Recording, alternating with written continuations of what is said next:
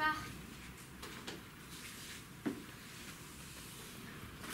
Attends-moi que Puntilla se lève. Je ne veux pas attendre qu'il se réveille. Cette nuit, il était tellement sot qu'il m'a donné la moitié de sa forêt, devant témoin. Mais si tu pars sans certificat, tu es fichu. Il risque d'écrire que je suis un communiste ou que je suis un homme. Ce n'est pas ça qui m'aidera à trouver du travail. Mais il est habitué à toi. J'en ai assez. Je ne supporte plus ces familiarités. Merci, Laïna. Au revoir. Au revoir. Bonne route, Mati!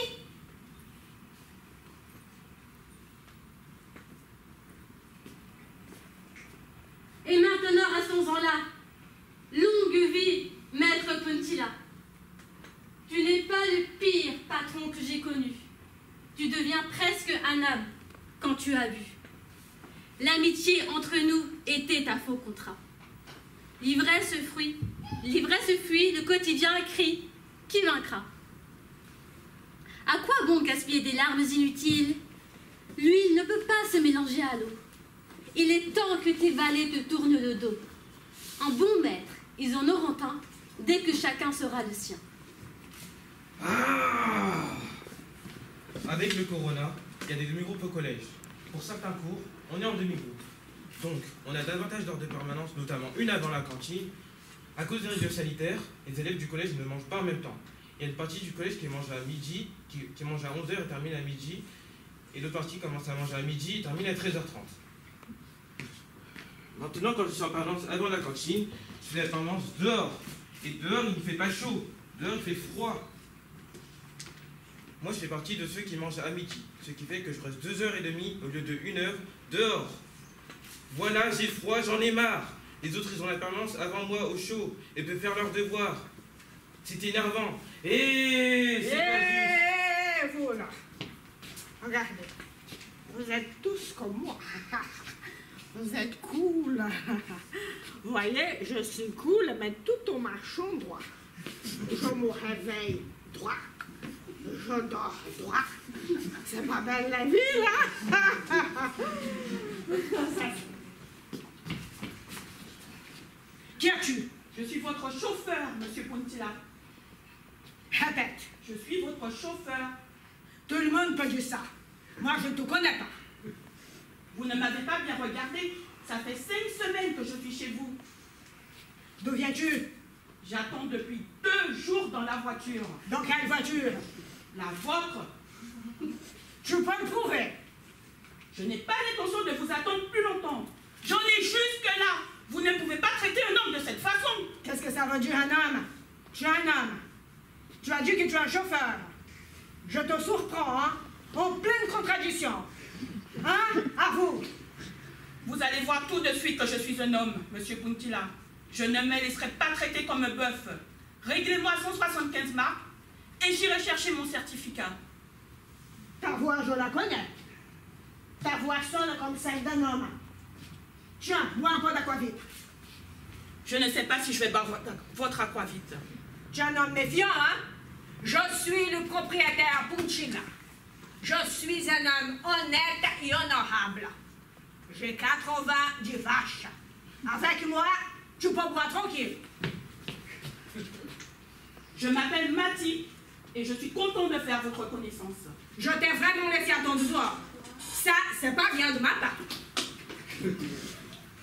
Si ça m'arrive encore, prends la clé anglaise et flanque-moi un cours sur le cassis. Comme ça. Mati, tu es mon ami? Non. Je te remercie, je le savais. Mati, regarde-moi. Que vois-tu? Un gros lourdeau, tout comme un cochon. Ah! On ne peut rien prévoir avec les patrons. Ils sont tantôt comme ci, tantôt comme ça, tantôt comme ci, tantôt comme ça, tantôt comme ci, tantôt comme ça, tantôt comme ci, tantôt comme ça. Et ainsi de suite. Ils savent s'y prendre. C'est pour ça qu'ils deviennent riches.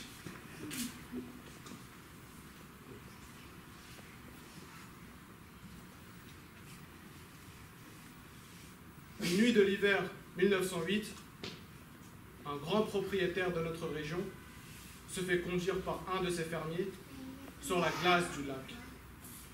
Il y a une fente dans la glace, mais ils ne savent pas où. Et le propriétaire oblige le fermier à marcher devant pendant 12 km. Le propriétaire a peur. Il lui promet un cheval s'ils arrivent sains et saufs.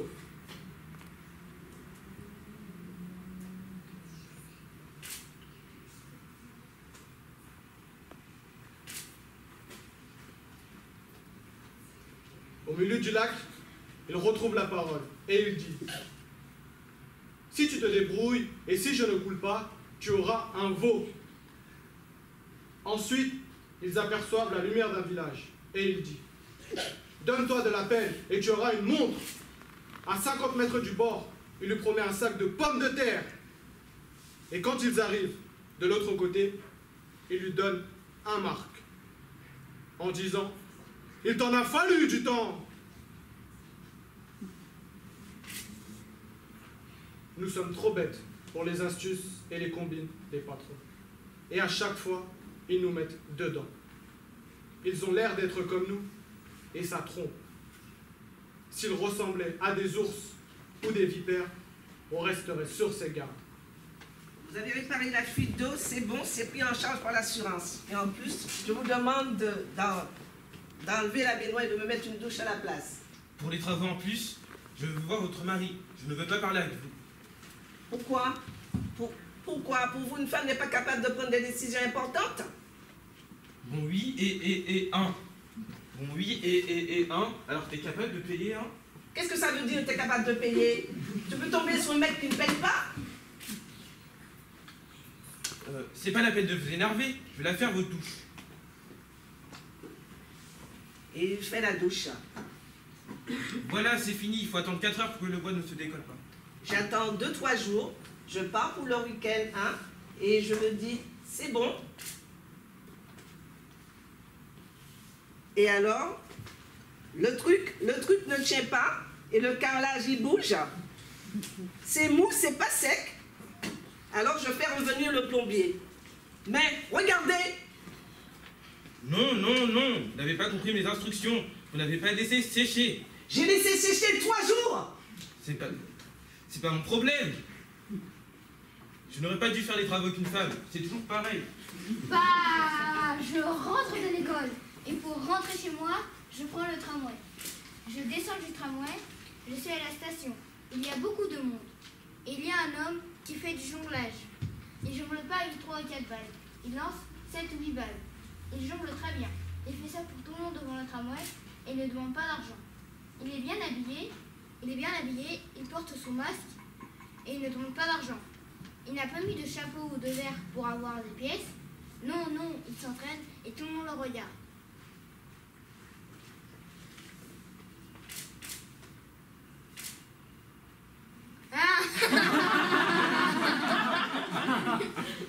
Ce jour-là, il est là, il fait plaisir aux gens, il se fait plaisir.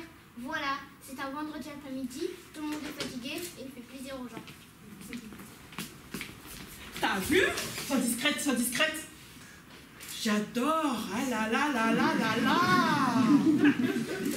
C'est un homme classe. Oui, il est classe, hein? Oh oui. Ah là là là là là là. C'est un très beau mâle alpha. Comment? Un mâle alpha. T'as vu sa démarche? Et les pecs? T'as vu les pecs qu'il a? Ces pectoraux là? On les voit à travers son t-shirt. Oh là là là là. Ah, j'adore. Moi aussi. Oh oui. Ah oui. Ah. Oh là là là là là là là là là là. Oh là là là là. Il a pété. Oh là là là là là là là là là. Ça pue. Ah! Moi, il y a une chose qui m'énerve. C'est que avant ces situations désastreuses, nous avions des problèmes d'argent pour l'éducation, la sécurité sociale, l'hôpital. Et là, subitement, on a trouvé de l'argent. On a trouvé de l'argent. La planche à billets. On a trouvé la planche à billets. Fonctionne à mort. Et on a trouvé de l'argent pour... Et plus tard, on va nous dire... Et plus tard, on va nous dire... il n'y a plus d'argent. Il n'y a plus d'argent. Il n'y a plus d'argent. On a dépensé des milliards. On a dépensé des milliards pour le travail partiel, le soutien aux entreprises. J'en ai marre. Tous les pays. Oui, tous les pays ont fait fonctionner la planche à billets. Mais il y a des pays. Il y a des pays où ça ne fonctionne pas. Il y en a plein. Il y en a plein qui crèvent de faim. Il y en a plein qui crèvent de faim. Et, ils ne meurent pas du Covid. Il y en a plein qui crèvent de faim. Et ils ne meurent pas du Covid. Ils ne meurent pas du Covid, ils meurent de faim. C'est autre chose. Ah. Mais plus tard. Mais plus tard, vous allez voir. On va nous dire. Vous avez dépensé des milliards pour le travail partiel, le soutien aux entreprises. Et là... Qui va payer? Qui va payer? Nous, nos enfants et nos petits-enfants. Voilà. Voilà. Je ne veux pas faire de grands débats, mais ça m'énerve. Parce qu'on m'a toujours... On m'a toujours pris pour un imbécile. On m'a toujours pris pour un imbécile. Toute ma vie. Toute ma vie, on m'a dit, ce n'est pas possible, vous n'avez pas droit à ça, vous n'avez pas droit à ça, droit à rien. Si, bossez. Ouh, voilà. En France, ce qui me choque le plus, c'est de voir les gens s'embrasser et langoureusement dans la rue, dans le métro et tout. Vous voulez un matelas? Maintenant, j'arrive à faire abstraction. Mais au début, je suis choquée. Voilà. Je ne me suis pas élevée comme ça. Donc ça me choque. Ils ont un chez-soi quand même. Je sais pas. Peut-être pas. Peut-être c'est des jeunes qui habitent chacun chez leurs parents et ils n'ont pas de chez eux. Bah pas dans mon pays. Tu ne supporteras pas. C'est où?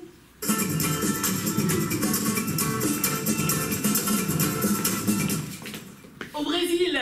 Ah, au Brésil, je savais pas. Par contre, t'es la bienvenue au Pakistan parce que les couples n'ont pas le droit de s'embrasser dans la rue. Ni même de se toucher la main, je crois. C'est l'extrême. Moi, je suis dans ma bulle.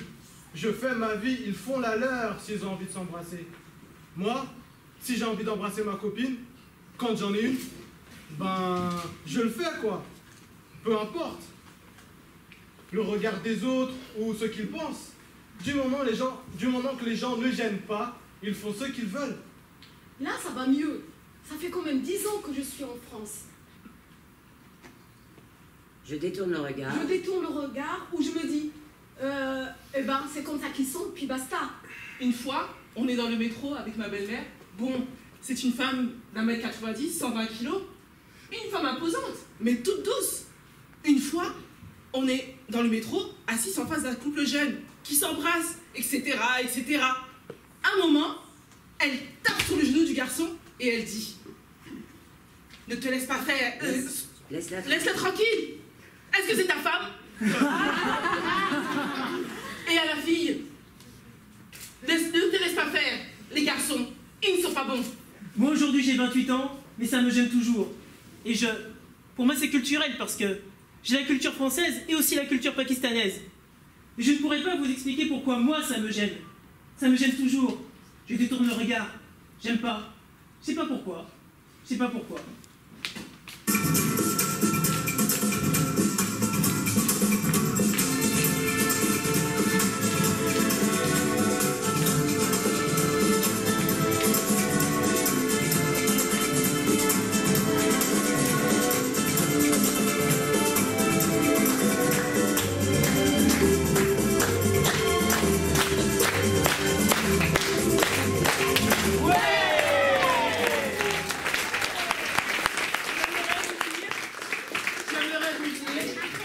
J'aimerais vous dire, nous tenons aujourd'hui à remercier, merci, Liliane.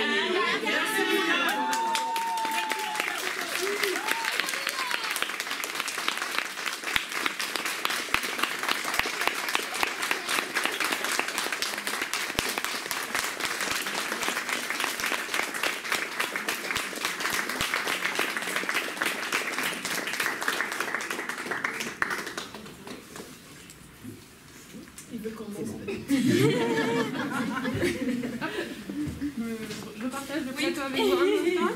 Merci beaucoup. Et merci aussi à la troupe de la 18e goutte. J'invite ceux d'entre vous qui ont prévu de continuer avec la balade à nous rejoindre sous le préau, juste à l'extérieur dans la cour. Et pour les autres,